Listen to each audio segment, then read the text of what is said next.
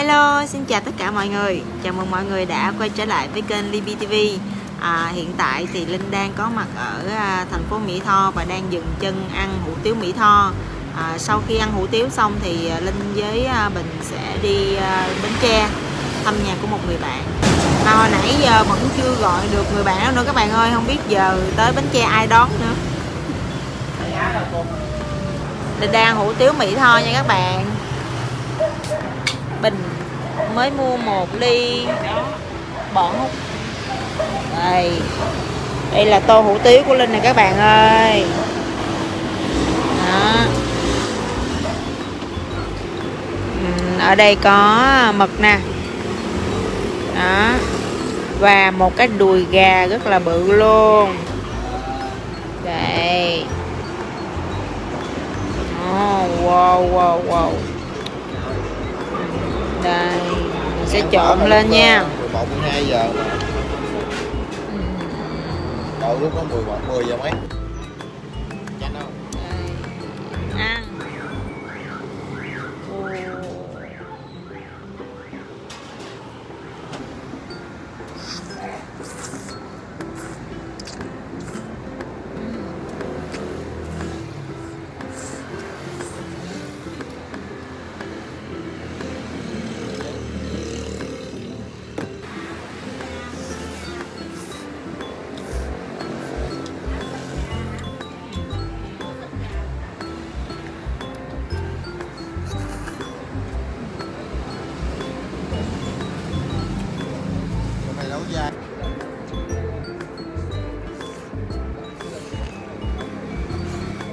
Vô cho con cái tẩy đá luôn.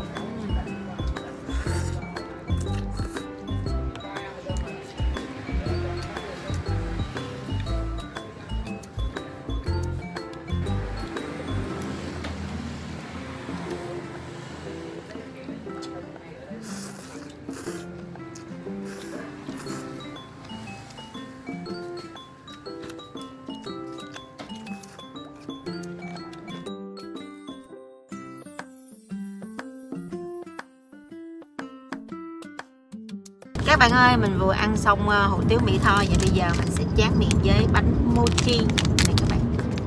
Bánh mochi bông lan của Đài Loan nha.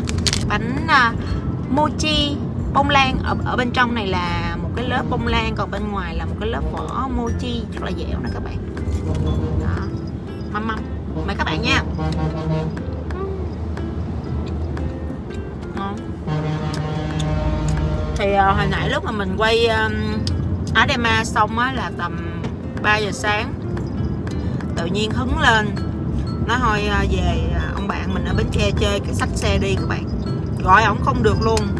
Tới bây giờ thì hiện tại là khoảng 10 phút nữa thì mình sẽ tới thành phố Bến Tre mà vẫn không gọi ổng được. Không biết nhà ổng ở đâu luôn các bạn. Hôm nay tính ghé ông bạn mình chơi, sau đó nhờ ổng dắt đi coi cái chỗ mà bị nhiễm mặn á các bạn. Mình cũng tò mò, với lại cũng muốn đi xem tình hình như thế nào, sau đó quay cho các bạn xem và kêu gọi mọi người cùng chung tay đóng góp vào quỹ của chị ca sĩ Thủy Tiên để giúp cho những cái người dân ở Bến Tre bị ảnh hưởng bởi hạn mặn này có thể là có cái nguồn nước sạch để uống các bạn. Tại vì theo Linh coi tin tức ở trên đài á, là để có nước sạch uống thì bà con nông dân phải bỏ ra cái số tiền rất là lớn để mua, mà cũng không có nước nhiều để mua nữa các bạn, cho nên là rất là tội. Năm nay thì mùa thiên tai nè, mùa dịch bệnh nè, tùm lum tà la thứ hết trơn á, mới đầu năm thôi. Mong là thời gian tới thì sẽ giảm thiểu lại để cho mọi người có cuộc sống tốt hơn. Bởi vậy là đây là chưa tới thành phố Bến Tre hả ta? Chưa. Chờ nhau bao nhiêu hy vọng, chờ nhau từng lời hứa, phút cuối giữ lấy được không? Gặp lại được chị em ơi. Cao quá. Anh có thể nghiêm túc đến phút cuối cùng. Gặp lại nhau chị em ơi, để anh phải vui phải buồn. Ôi, lọt tông. Cao quá. Nếu trên cõi đời chẳng ai chung tình thì tôi xin làm người cô đơn.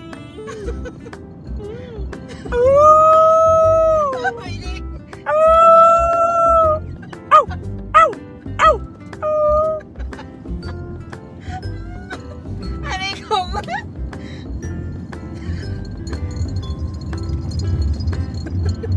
Anh đã suy nghĩ ra cái bài TikTok đầu tiên của anh rồi. TikTok bài gì? Anh sẽ giả tất cả những loài động vật trên thế giới. Anh giả coi. Đó là con gà mái các bạn, gà mái đẻ. Gà trống làm sao? Gà trống. Con gà mắt đẻ, gà kìm mổ nè.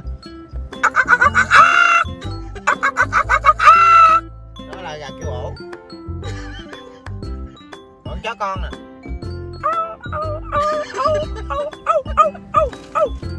Con chó mà bị đánh nè, bị đánh nè.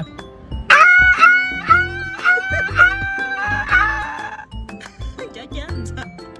Chó chết đâu kêu. Không thể nào mà nói chuyện nghiêm túc với ổng được các bạn ơi.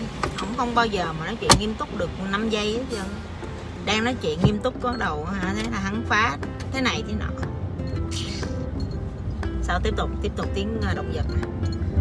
Sao đây là con bò? Con bò. Ma.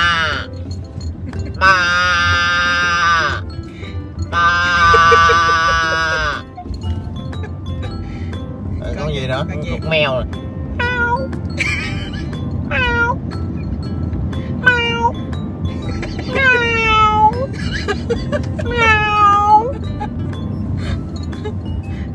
Con vịt. Phạt. Con vịt gì cái phạt ba. Phải rồi.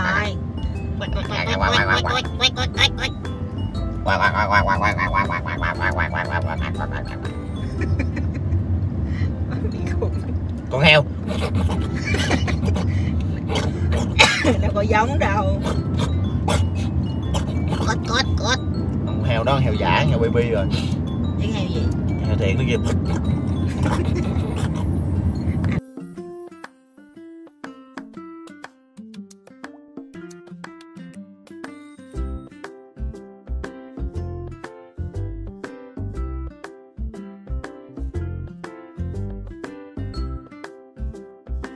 Các bạn ơi, trong khi chờ đợi anh bạn của mình liên lạc lại thì tụi mình quyết định đi uống cà phê các bạn. Đây mình sẽ uống cà phê ở quán Viva Star của thành phố Bến Tre nha các bạn.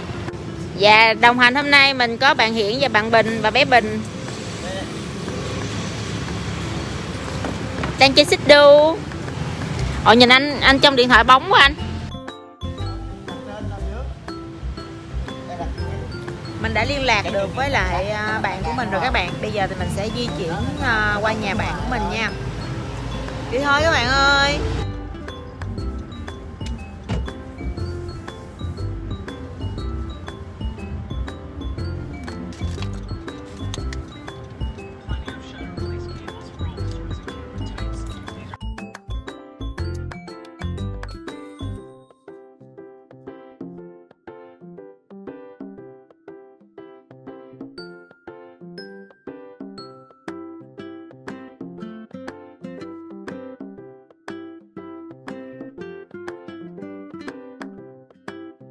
Các bạn ơi, vậy là mình đã tới chỗ nhà của anh bạn của mình rồi nè.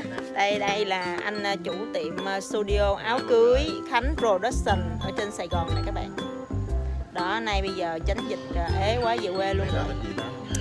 Nè, nước nè. Thì bạn của mình chia sẻ vùng này thì cái tỷ lệ nhiễm mặn nó nhẹ hơn những cái vùng khác các bạn. Nhưng mà cũng phải đi lấy nước từ chỗ khác về sử dụng. Ủa anh, nếu vậy thì nước giếng vẫn bơm lên vẫn xài nước ngọt bình thường, thì phèn thôi hả? Phèn nó mua vàng lọc phèn. Hình như là ở đây người ta mua vàng lọc phèn chứ không phải lọc mặn. Nó phải đào giếng, từ lấy nước giếng xong rồi nó mới lọc ngược lại. Rồi bà về là bà lắp cái vàng lọc phèn thôi. Thì chắc vậy rồi, chứ đây là làm sao lọc mặn nổi, lọc phèn nó sẽ rẻ tiền hơn chứ. Thì mong là vậy cũng đỡ phần nào. Thì khu anh bạn mình đỡ hơn các bạn ơi, không có bị nhiễm mặn mà nhiễm phèn nhiều. Mặn vẫn mặn chứ, mặn nhiều, vẫn mặn nhiều. Chị nhận ra anh Bình các bạn ơi. Đây. Đây các bạn có thể thấy nè, nước rất là cạn luôn, không còn nước nữa các bạn. Và những cái nước này là bị nhiễm mặn hết trơn rồi. Bình thường nó sẽ có cái màu đục hơn, bây giờ thì nó trong và nó chuyển giống như là cái nước biển ở Cần Giờ, Vũng Tàu mà nó xanh xanh đục đục vậy nè. Không phải là nước sông nha, cái này là đã bị nhiễm mặn rồi các bạn. Đây là đoạn clip ghi lại cảnh người dân đi ra kênh để lấy nước. Con kênh này là một trong những con kênh hiếm hoi vẫn còn nước ngọt mà người dân mới phát hiện những ngày gần đây.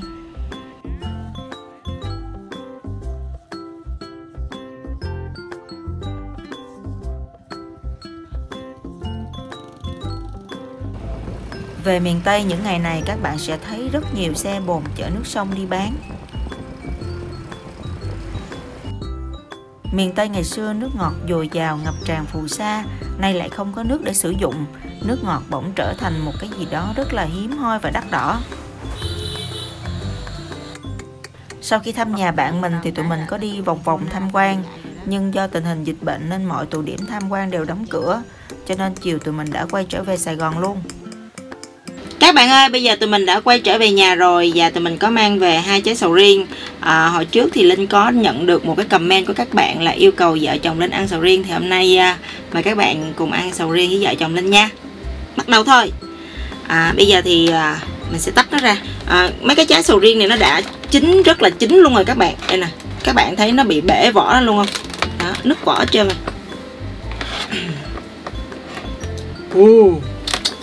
Đây các bạn ơi, tan cho bị cháo quá. Tụi mình mới chỉnh cái máy ảnh lại để cho nó tối một chút xíu cho các bạn nhìn thấy cái muối sầu riêng. Đây là các bạn thấy nó vàng ươm không? Trời ơi, thơm dã man. Bây giờ mình sẽ tách ra hết luôn nha. Ôi, mùi thơm quá. Bây giờ mời các bạn ăn cùng vợ chồng Linh nha. Đây, mình sẽ chơi cái miếng bự chà bá lửa này luôn. Mình sẽ làm một miếng bự chà bá lửa kia. Đây các bạn. Đó, mời các bạn nha. Chân này nó không chán. Để ăn xong thì mình sẽ tâm sự cái chuyến đi vừa rồi của tụi mình cho các bạn nghe nha. Một chuyến đi hải hùng. Thơm không? Thơm, nó béo lắm các bạn. Mà nó rất ngọt. Nhưng cái này có phải sầu riêng thuốc không ta? Không, cái này không nghe mùi thuốc. Các bạn ăn sầu riêng thuốc các bạn lúc mà đưa vô miệng không, nó kỳ lắm, cái mùi nó hẳn kỳ lắm. Cái mùi này đúng là thơm luôn các bạn. Mình chắc chín trong vườn nè. Mình lặn lội tới vườn mua không? Hôm nay xài son trôi ăn nó dính luôn.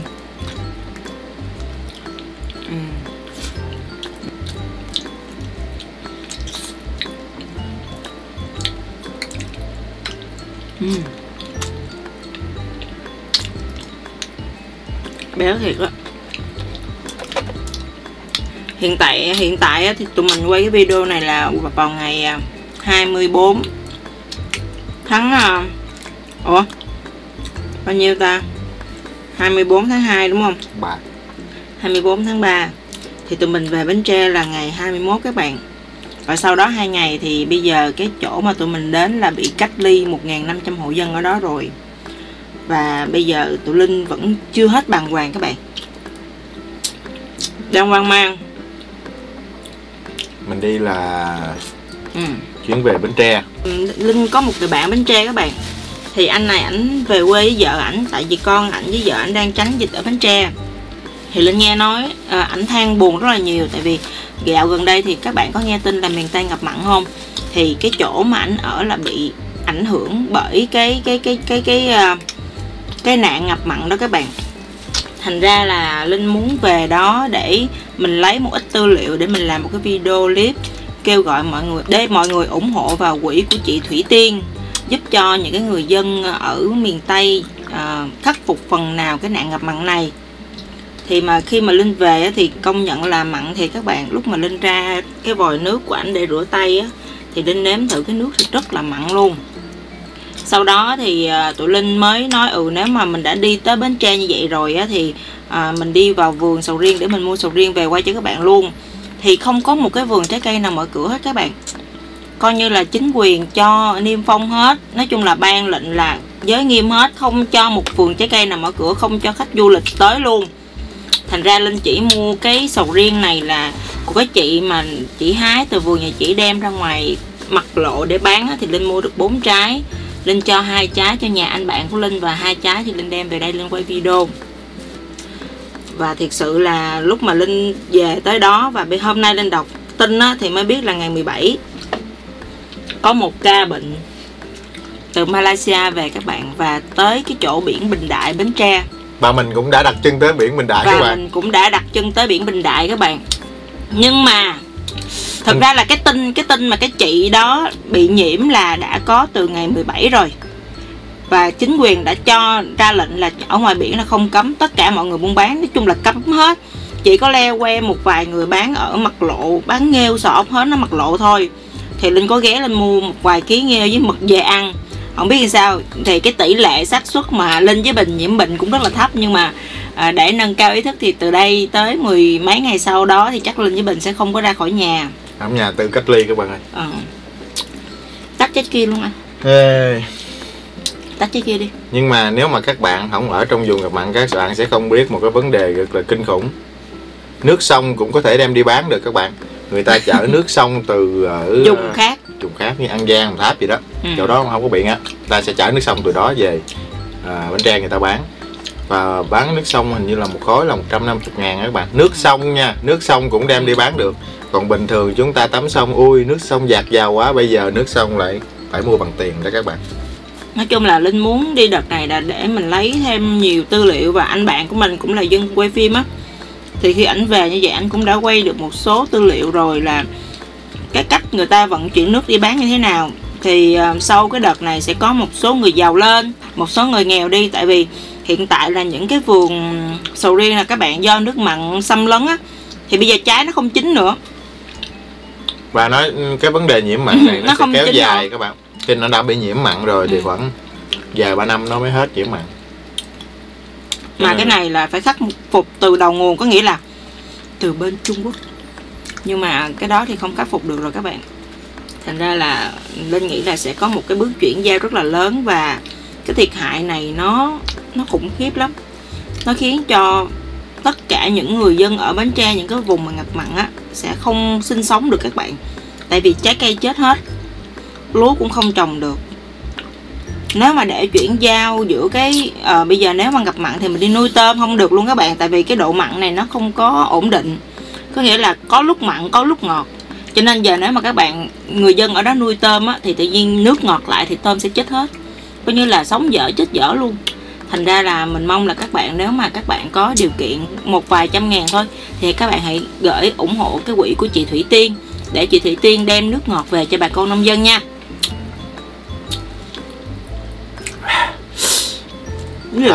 Sau 2 cục, đây là cục thứ 3 các bạn. Mình đã cảm thấy choáng váng với cục thứ 3 rồi, quá nó ngon thiệt, nhưng mà ngon ha, khá là ngọt, thơm. Cái này đúng là cái này là trái cây ở vườn, người ta đợi già, người ta cắt xong để vài ngày á các bạn, nó sẽ chín các bạn. Và cái trái này lúc mà Linh mua á là nó đã nứt rồi, Linh về Linh dồn cái tủ lạnh liền luôn.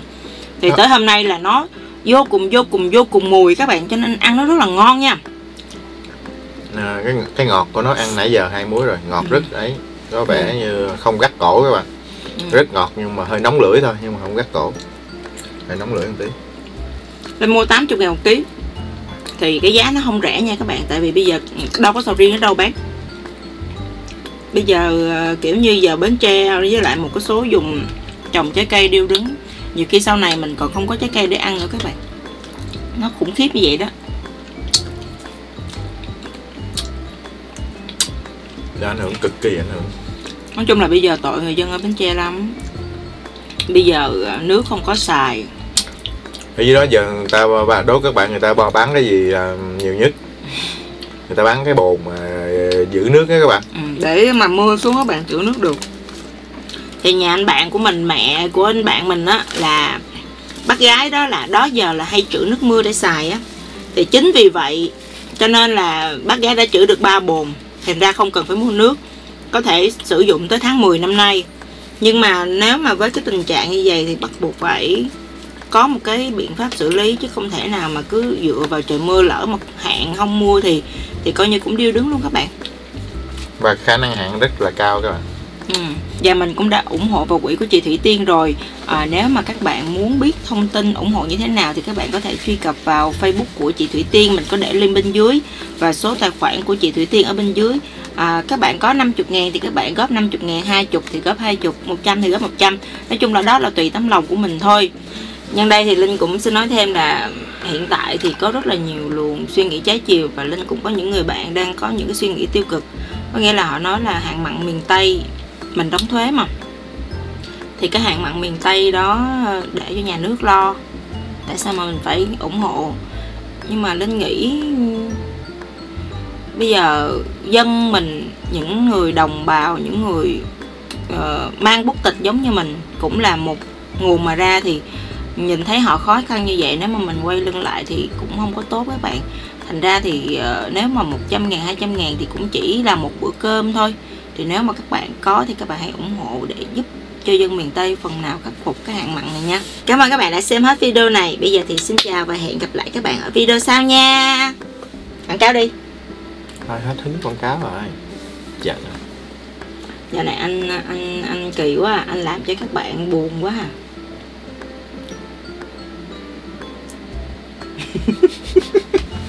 Bye bye.